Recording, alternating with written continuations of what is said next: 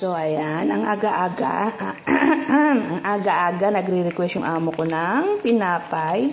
Lagyan ko daw ng raisin, at saka ng apricot. Ayan. Aga-aga, nagre-request, Diyos mio. Ay, may tinapay pa doon, sliced bread pa. Sabi ko, ang gagawin mo sa sliced bread? Magpapagawa ka na naman ng tinapay. Diyos mio, Marimar. Ayan, sige na. Magluluto na. Ito na nga, luto na siya.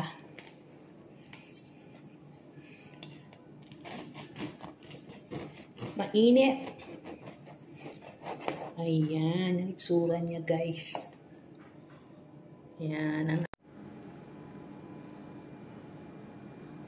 So, ayan yung itsura niya. Ang pangit ang pagka-slice, pero okay na yan siya kasi mainit pa siya, guys. Ayan. Ayan, pagka-slice natin. Mainit pa siya, guys. Ayan.